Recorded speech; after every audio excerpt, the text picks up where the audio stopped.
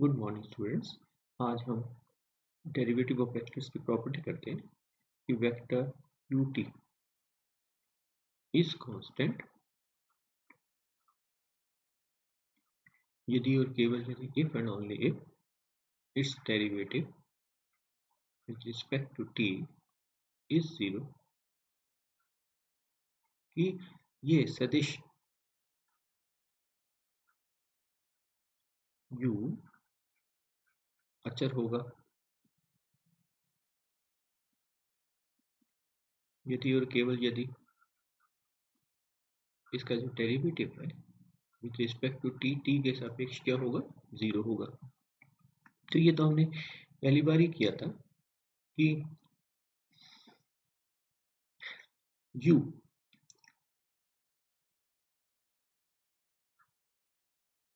u अचर सदिश है, तो इसका मतलब जब t में परिवर्तन होगा u अचर सदिश है।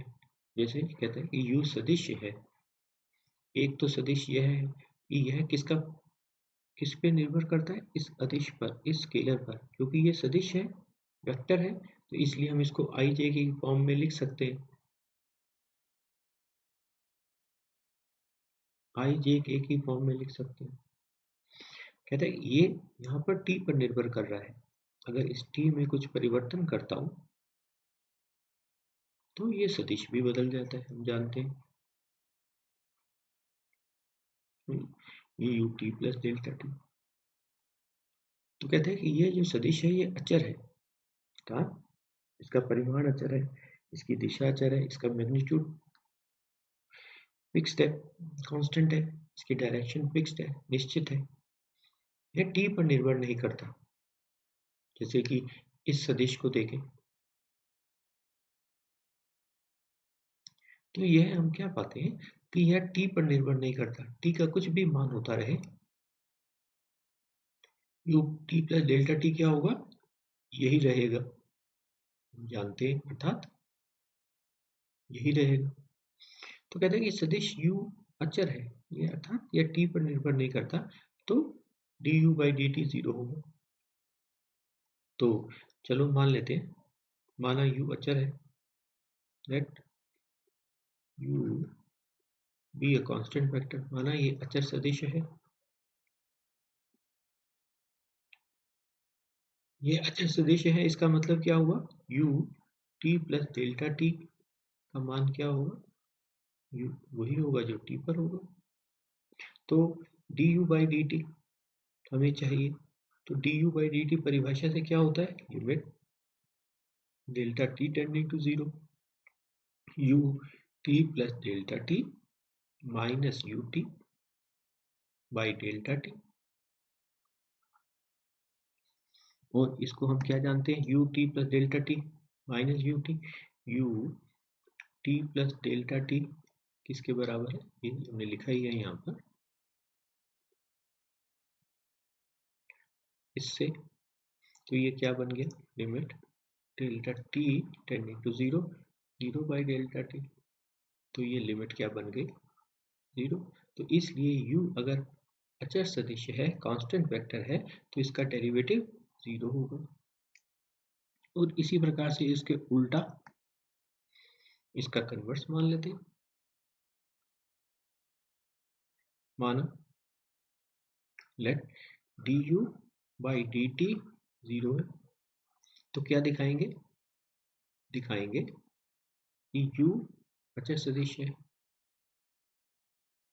u अचर सदिश है,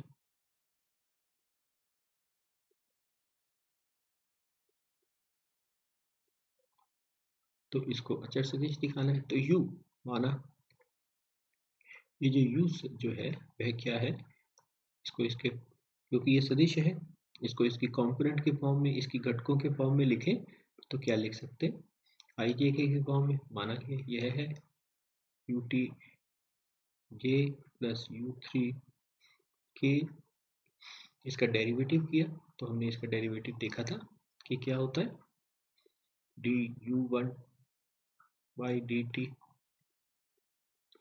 आई plus D U two by D T, ये J plus D U three by Q. अब आप क्या कहते हो कि हमें क्या दिया है कि यह इसका डेरिवेटिव जो है वेक्टर का 0 है, अर्थात ये D U one by D T I plus D U two by D T J plus D U three by D T. आप कहते हो कि यह तो जीरो वेक्टर है, यह तो जीरो है, ये सदिश है, यह जीरो सदिश के बराबर होगा। तो इसका मतलब जीरो सदिश क्या है, जीरो आई, जीरो जे, जीरो के। तो इसका मतलब क्या हुआ, ये दोनों सदिश बराबर हैं, तो D one U one by D T बराबर zero, D U two by D T बराबर zero, D U three by D T बराबर जीरो। अब u1 को आपने t के सापेक्ष डिफरेंशिएट किया, u1 का derivative with respect to t क्या है, जीरो। इसका मतलब u1 is independent of t, u1 t पर निर्भर नहीं करता, इज इंडिपेंडेंट ऑफ t। ये जो अदिश t है इस पर निर्भर नहीं करता, u1 t पर निर्भर नहीं करता। इसी प्रकार u2 u3 are independent of T, यह भी टी से स्वतंत्र है, ये टी पर निर्भर नहीं करते। तो इसका मतलब क्या हो गया, ये जो हमारा ये जो सदिश है u, यह u t पर निर्भर नहीं करता। इसका मतलब ये जो हमने u लिखा था, u1i plus u2j plus u3k, ये u1 t पर निर्भर नहीं करता, u2 t पर निर्भर नहीं करता, u3 t पर निर्भर नहीं करता। ये सदिश जो था ये u1 t पर निर्भर नहीं करता, u2 t पर निर्भर नहीं करता, u3 t पर निर्भर नहीं करता। यहाँ u1 t पर निर्भर कर रहा है, u2 t पर निर्भर कर रहा है। तो यहाँ पे आप कह रहे हो कि u1 u2 u3 t पर निर्भर नहीं करते, are independent of t। This means u is constant vector.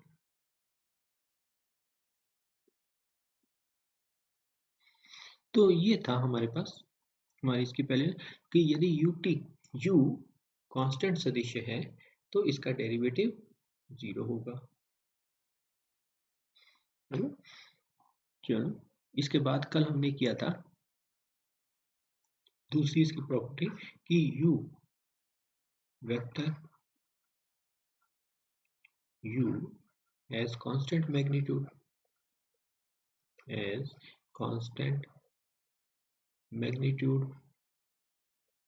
if and only if इसका जो डॉट प्रोडक्ट है u dot D u by D T 0 होगा, कि सदिश u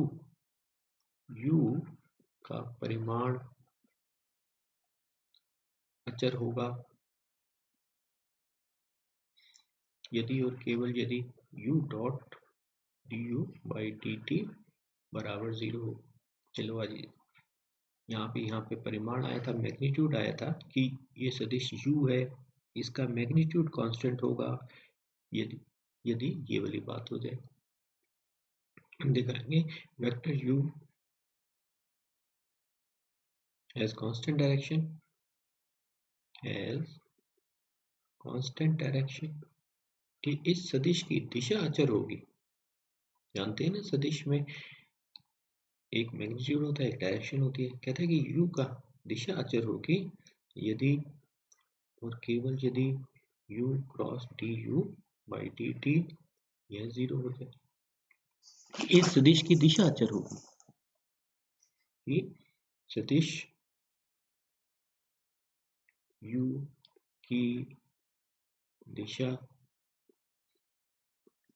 अचर होगी यदि और केवल यदि u cross d u by D T 0 हो जाए,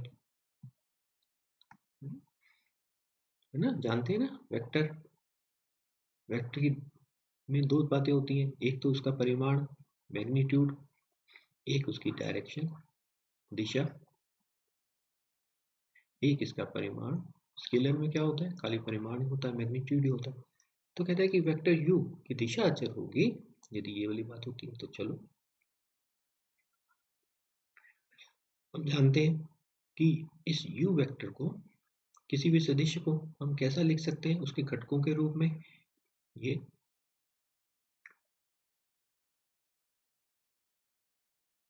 हम जानते हैं किसी भी सदिश को हम कैसा लिख सकते हैं कि u को हम कैसा ले सकते हैं, इसके परिमाण और इसकी दिशा के रूप में। ये u कैप u की दिशा में सदिश है, u कैप सदिश u की दिशा में इकाई सदिश है ना। इसके घटकों के रूप में लिखें तो क्या लिख सकते हैं, में इकाई सदिश है। यू कैप क्या है, unit vector in the direction of you, इस यू की दिशा में इकाई सदिश है। तो अब D u by D T अगर देखें तो ये हमारा फंक्शन कैसा बन गया, मॉड। ये तो स्केलर बन गया और यह कोई सदिश बन गया। तो इसका डेरिवेटिव क्या होता है, इसका डेरिवेटिव ये ऐसे कैसे ही, तो क्या बन गया, D mod u by D T. ये यू कैप ऐसे कैसे, अगली बार ये मॉड यू ऐसे कैसे ही, और D you cap by D t. तो अब D you cross d u by D T करके देखते हैं हमको क्या मिलता है, you cross d u by D t. तो हमको क्या मिलता है, you cross d mod u by D t u cap plus mod u d you cap by D t. तो ये u, इस u को क्या लिख सकते हैं, मॉड यू यू कैप। तो अब इसको हम क्या लिख सकते हैं, cross d mod u by D t u cap plus mod u u cap plus cross product कर रहे हैं हम, mod u d you cap by D t. तो अब हम वेक्टर्स में जानते हैं ये a cross phi b, dot product phi क्या है, स्केलर, a और b क्या है, वेक्टर। तो हम ये क्रॉस प्रोडक्ट में वेक्टर्स में जानते हैं इसकी प्रॉपर्टी। इसको क्या लिख सकते हैं, पाई a क्रॉस b या पाई a क्रॉस b। यहाँ पे ये मॉड u क्या है, स्केलर, ये क्या है स्केलर। तो इसको क्या लिख सकते हैं, mod u D mod u you cap cross you cap, और ऐसे इसमें mod u u cap cross d you cap by D t. तो अब a क्रॉस a क्या होता है, 0 होता है, इसलिए ये टर्म हट जाएगी। क्या बच जाएगा हमारे पास, मॉड u का square u cap cross d you cap by D t. तो ये बन जाता है हमारे पास u cross d u by D t. अब चलो मान लेते हैं, माना let u as constant direction, माना इसकी दिशा अचर है, एज कांस्टेंट डायरेक्शन, माना u की दिशा अचर है। इस u की दिशा अचर है, आप क्या कहते हो, u को मॉड यू कैप, इस सदिश की दिशा अचर है। यू कैप क्या है, इस दिशा में इकाई सदिश है। तो इसका मतलब क्या हुआ, यू कैप, यू और यू कैप की दिशा समान है। ये यू और यू कैप की दिशा एक ही है, कि उनकी जो डायरेक्शन है वह क्या है, एक ही है, और वो कैसी है, स्थिर है, फिक्स्ड है, कांस्टेंट है। तो इसका मतलब क्या हुआ, यू कैप का परिमाण क्या होता है, यूनिट वेक्टर का परिमाण अचर है, इसकी जो मैग्नीट्यूड है वह कांस्टेंट है, यूनिट वेक्टर का मैग्नीट्यूड 1, इसका परिमाण कांस्टेंट है, has constant magnitude, has constant direction. इस यू कैप की दिशा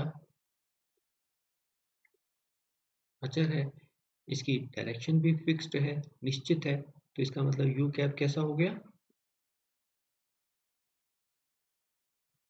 इसे कांस्टेंट वेक्टर, अचर सदिश है, इज अ कांस्टेंट वेक्टर की ये यू कैप अचर सदिश हो गया। तो अचर सदिश होता है तो उसका डेरिवेटिव क्या होता है, अगर अगर सदिश अचर हो तो उसका डेरिवेटिव क्या होता है, जीरो। तो इसलिए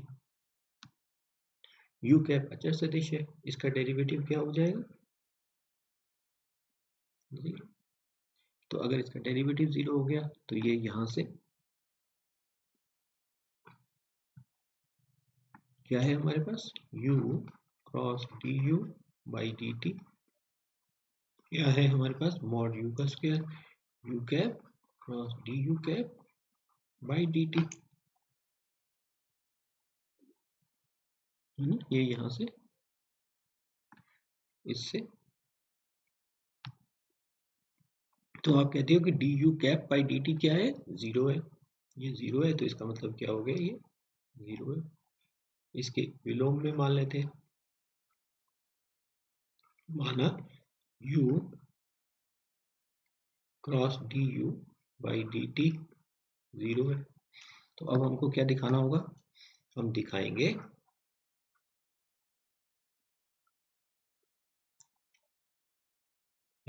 vector u is constant in direction, has constant direction, कि इस सदिश की दिशा अचर है, u cross d u by D T zero है, तो इससे मॉड ए का मॉड यू मॉड यू का स्क्वायर, ये क्या बन गया, मॉड यू का square u cap cross d you cap by D T zero. तो ये u तो कोई भी सदिश है, u कोई भी सदिश है, u तो कोई भी सदिश है भाई।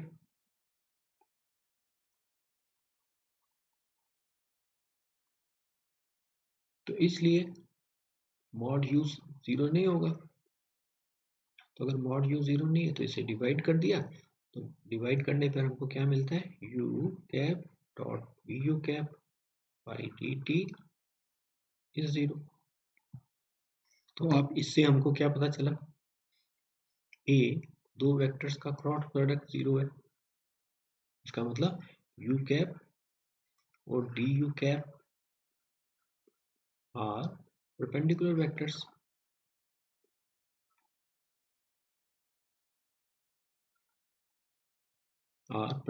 वेक्टर्स, ये एक दूसरे के लंब है, u और डी यू कैप एक दूसरे के लंब है। अब और क्या हुआ, u कैप कैसा है, u कैप यूनिट वेक्टर है, यस यूनिट वेक्टर है, तो इसका मतलब क्या हुआ, u cap has constant magnitude, कि इसका परिमाण क्या होगा, इकाई सदिश है, इकाई सदिश, तो इसका परिमाण क्या होगा, 1 होगा, अचर है, कांस्टेंट है। तो अब कांस्टेंट वेक्टर की मॉड जिसका परिमाण जिसका अचर था उसके लिए आप क्या जानते हो, ये कि सदिश u का परिमाण अचर होगा, तो ये बड़ी बात होती है। तो इससे हमको क्या मिला,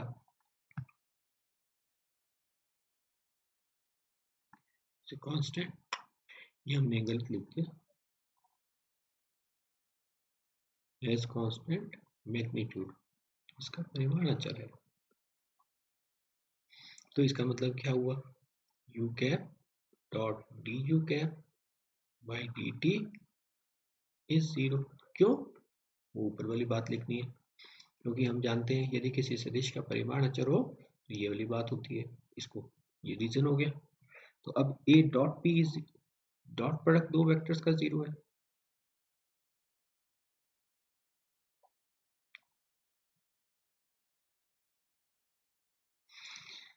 डॉट प्रोडक्ट दो वेक्टर्स का 0 है।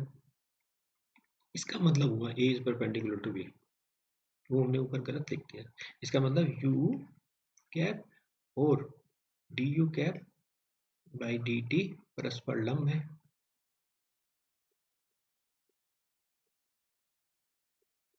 आर परपेंडिकुलर, दो वेक्टर्स का प्रोडक्ट, डॉट प्रोडक्ट 0 है, तो ये वेक्टर्स कैसे हो गए, परपेंडिकुलर वेक्टर्स हो गए। ये हमने गलत लिख दिया ना ऊपर, ए क्रॉस बी 0 मीन्स ये क्रॉस प्रोडक्ट 0 है, तो क्रॉस प्रोडक्ट 0 है तो इसका मतलब क्या हो गया, ये पैरेलल वेक्टर्स है। और समांतर और पैरेलल वेक्टर्स, दो प्रोडक्ट वेक्टर्स का प्रोडक्ट 0 है तो वो पैरेलल होते हैं ना, साइन 0 0 हो गया। तो इसका मतलब क्या हुआ कि ये यू कैप और D you cap by D T क्या है कि परस्पर लंब है, परस्पर समानांतर है, ये are perpendicular to each other, एक दूसरे के लंब है, and also are parallel to each other.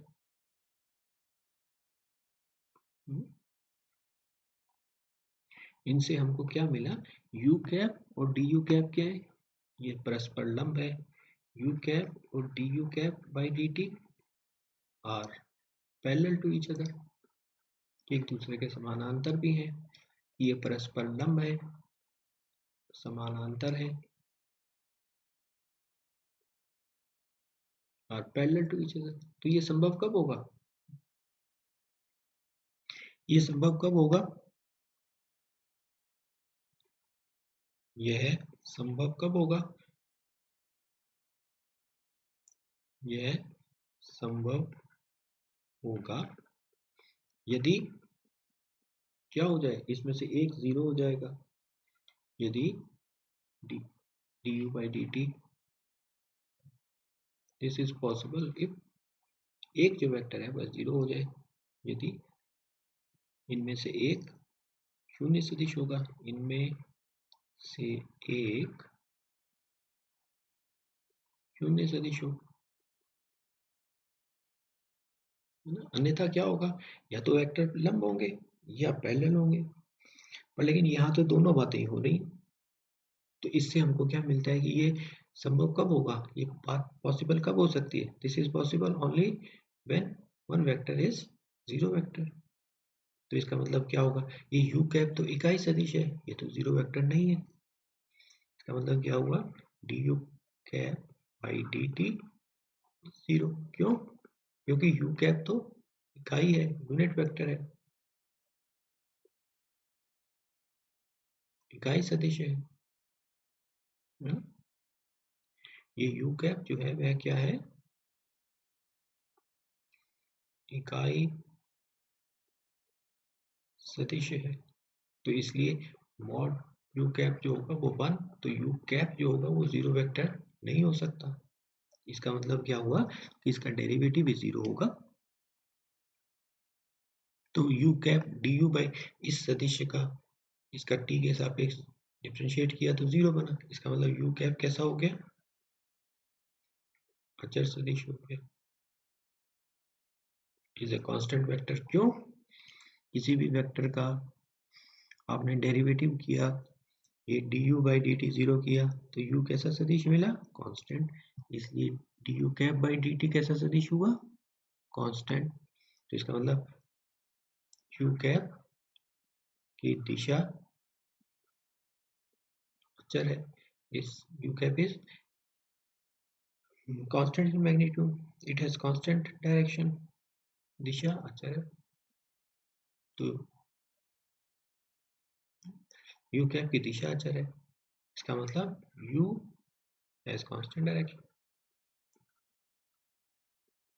क्यों, क्योंकि क्यों हुआ ये, यू और यू कैप की दिशा समान है, यू कैप की दिशा समान।